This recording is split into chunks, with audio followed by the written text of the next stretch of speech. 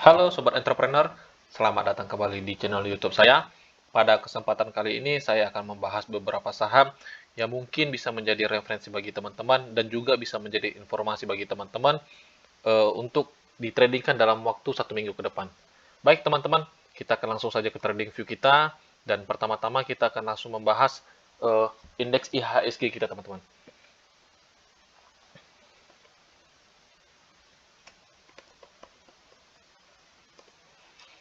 Seperti yang teman-teman lihat, pada perdagangan hari ini indeks kita ditutup dengan kenaikan 0,11%, yang dimana ketika dia turun menyentuh area Fibo 618 di harga 6565, dia langsung di up ke atas, di pullback kan ke atas, dan sekarang dia break di harga 6601 teman-teman.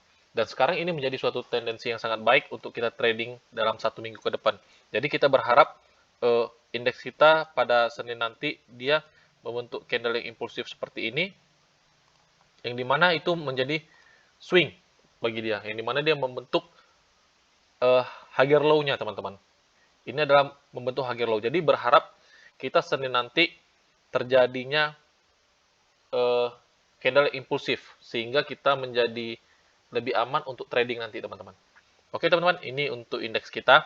Pertama-tama kita akan mencoba membahas saham-saham kertas teman-teman. Mungkin untuk teman-teman sendiri uh, kurang perhatiin untuk saham-saham yang ini karena seperti yang teman-teman tahu, dia selalu membuat lower low, lower high, lower low, lower high. Dan sekarang dia tertahan di area ini teman-teman. Dia tertahan di area ini yang dimana ini menjadi suatu yang baik dan berharap dia tidak turun di bawah ini teman-teman.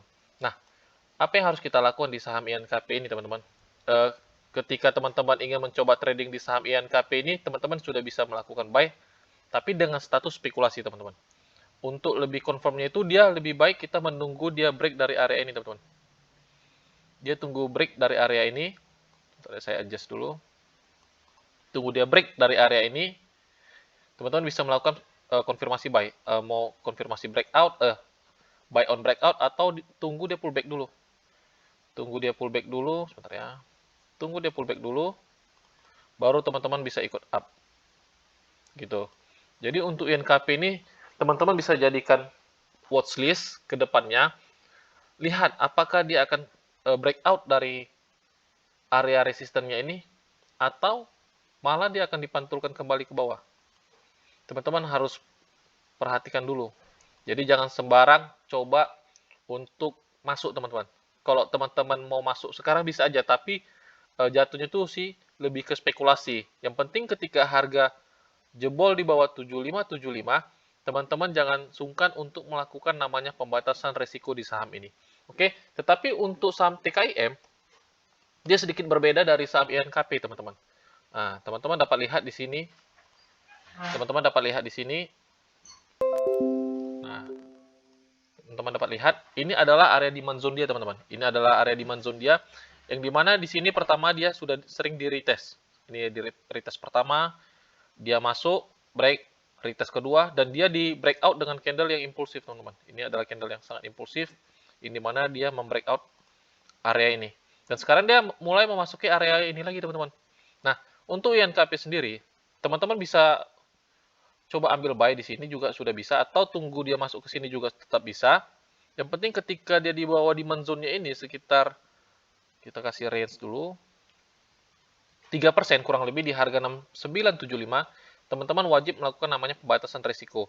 Untuk saham TKM ini, teman-teman bisa lihat di layar kita, ini menjadi area yang baik untuk kita entry teman-teman.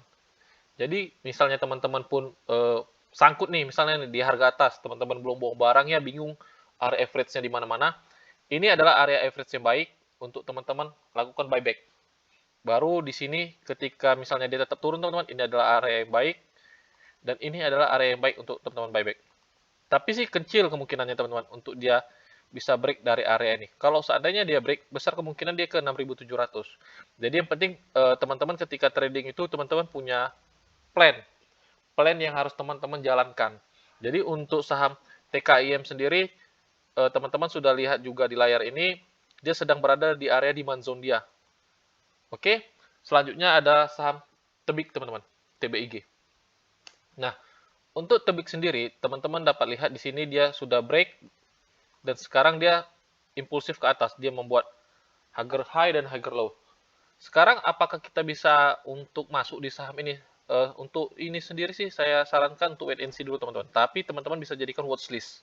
Jadi ketika saham ini turun ke bawah di area ini, di area Fibo 618, teman-teman bisa melakukan buy.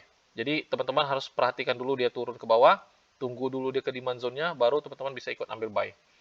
Jadi teman-teman bisa catat ini di area harga 2950 sampai 2.900 teman-teman. Jadi untuk tebik, teman-teman harus perhatikan dulu. Jadi area entry amannya itu base entry kita tuh di area 2.900 sampai 2.950. Tapi kalau seandainya dia tidak sampai ke area ini, malah dia membuat swing di perdagangan besok seperti ini, teman-teman bisa melakukan buy. Karena dia sudah membentuk kakinya, higher low-nya gitu.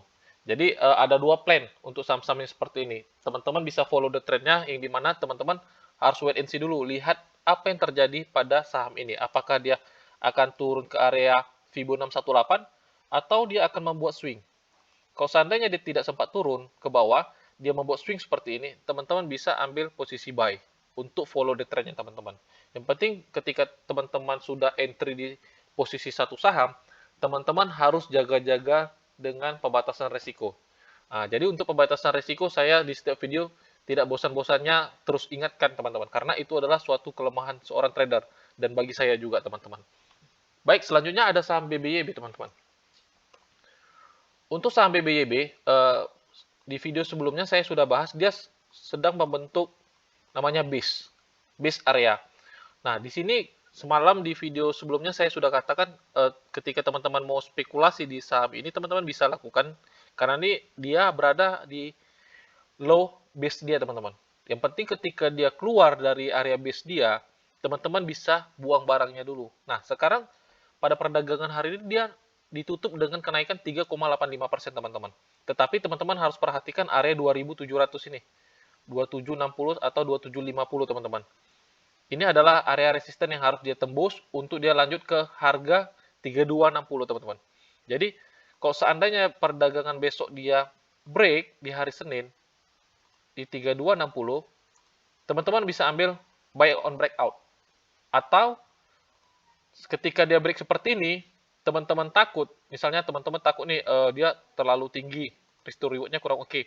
Teman-teman bisa tunggu dia retest, baru teman-teman bisa langsung ikut ambil entry buy. Gitu. Jadi untuk saham ini kita ada dua metode. Ketika dia breakout, teman-teman bisa ambil buy on breakout atau ketika dia breakout, teman-teman bisa tunggu dia retest baru ikut entry buy. Gitu. Jadi misalnya teman-teman sudah beli di harga bawah ini di area base ini, teman-teman tetap bisa hold. Yang penting pastikan ketika di harga 2750 dia mampu break atau tidak. Ketika dia tidak mampu break di 2750, teman-teman bisa realisasikan dulu profit takingnya. Oke, itu untuk BBYB. Nah, untuk BNBA, teman-teman dapat lihat, dia kurang lebih hampir sama seperti BBYB, yang dimana ketika dia sudah impulsif naik, nah, teman-teman dapat lihat nih, dia sangat impulsif naiknya. Nah, sekarang dia sedang membentuk base, teman-teman. Ini dia sedang membentuk base. Jadi, untuk BNBA sendiri, dia tidak boleh harganya di bawah 4130 teman-teman. Dia tidak boleh di bawah harga 4130. Nah, sorry, 4150 teman-teman. Jadi apabila di bawah 4150, teman-teman harus wait and see dulu. Kenapa? Besar tendensinya dia akan kembali turun ke bawah. Jadi sekarang dia sedang melakukan base. Ketika teman-teman mau ambil spekulasi buy bisa aja. Ambil di harga area 4130 atau 4150. Nah, ketika harga saham itu turun di bawah harga itu, teman-teman bisa keluar, atau untuk lebih aman, teman-teman bisa tunggu dia break dari base areanya ini seperti ini, baru bisa teman-teman spekulasi, entry buy on breakout. Buy on breakout. Atau kalau teman-teman masih takut, teman-teman bisa tunggu dia retest supaya risk to reward-nya lebih baik. Tunggu dia retest, pullback, baru entry buy, teman-teman bisa ikut. Nah, jadi metode untuk BNBA ini sama seperti BBYB tadi, teman-teman. Karena pergerakannya kurang lebih hampir sama. Dia sedang membentuk base gitu. Jadi teman-teman bisa menjadikan saham BBYB sama BNBA ini watchlist di perdagangan minggu ke depan. Apakah dia break dari base areanya atau dia masih TikTok atau konsolidasi di area-area itu. Oke, selanjutnya ada saham MTEL teman-teman. Ini saham yang baru IPO. Nah, teman-teman dapat lihat kenapa saya bahas saham ini. Ada hal yang menarik teman-teman. Nah, teman-teman dapat lihat nih. Ini adalah double bottomnya teman-teman. Ini adalah double bottom dan ini adalah neckline dia.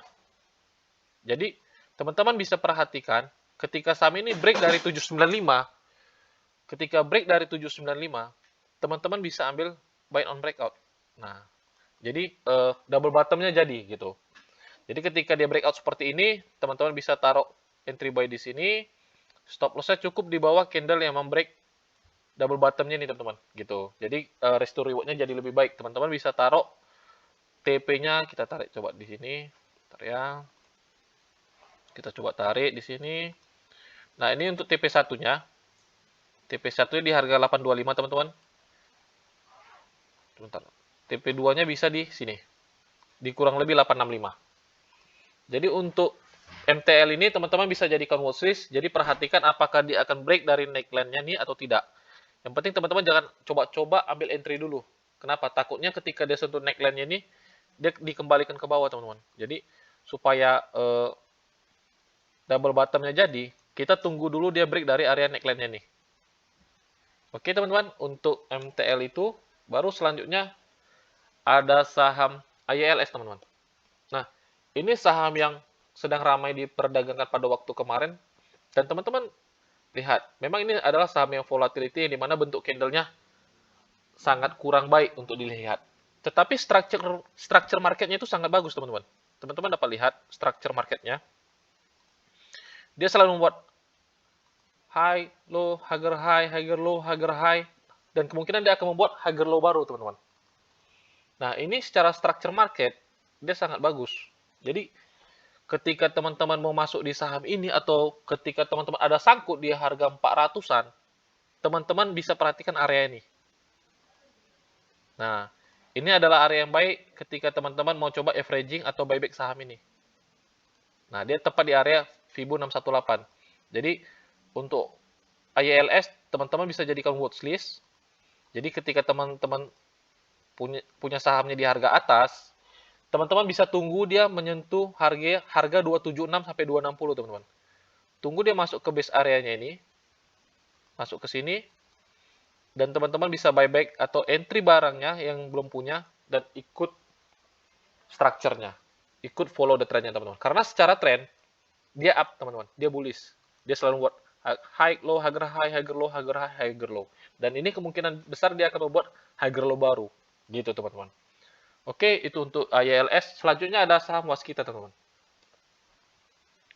Untuk saham waskita, teman-teman lihat secara structure market dia sangat bearish. Nah, teman-teman dapat lihat. Dia sangat bearish itu terjadi dari bulan Januari kemarin, teman-teman. Dia sangat bearish dan sekarang dia sedang berada di area base area-nya, teman-teman. Nah, teman-teman dapat lihat ketika dia memasuki base area, dia selalu dipantulkan, teman-teman. Berarti besar tandanya ini merupakan area base yang sangat kuat. Nah, ada sesuatu hal yang menarik untuk waskita sendiri. Teman-teman dapat lihat, kita buat channel trendline-nya. Ya, teman-teman dapat lihat. Sorry.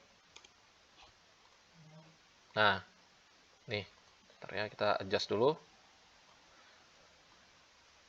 Nah, untuk waskita sendiri, ketika teman-teman mau mencoba spekulasi di saham ini, teman-teman bisa aja. Yang penting harganya ketika di bawah 700, teman-teman wajib melakukan namanya pembatasan risiko. Tetapi supaya lebih valid, tunggu dia membentuk candle Mariboju, teman-teman. Tunggu dia membentuk candle Mariboju seperti ini, dia break dari neckline-nya, teman-teman bisa ikut up. Teman-teman bisa ikut ambil buy. Gitu. Jadi untuk waskita sendiri, teman-teman bisa ada dua cara. Teman-teman bisa ambil di harga sekarang, di base area, walaupun jatuhnya spekulasi, tapi ini adalah area yang baik untuk teman-teman entry. Atau untuk posisi amannya, teman-teman tunggu dia membentuk candle Maribozu yang membreak area ini, dan teman-teman bisa ikut ambil posisi entry buy gitu.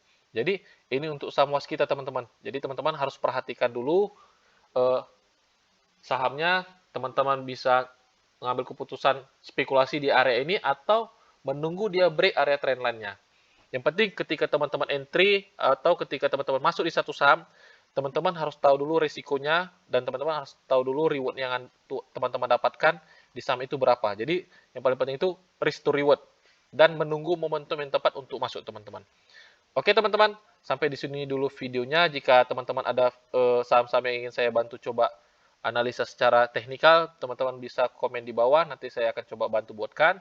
Dan semoga video ini menjadi bermanfaat dan menjadi informasi, bahkan referensi bagi teman-teman untuk ditradingkan dalam 1 minggu ke depan. Oke teman-teman, sampai di sini videonya. Sampai jumpa di video-video selanjutnya. Salam entrepreneur.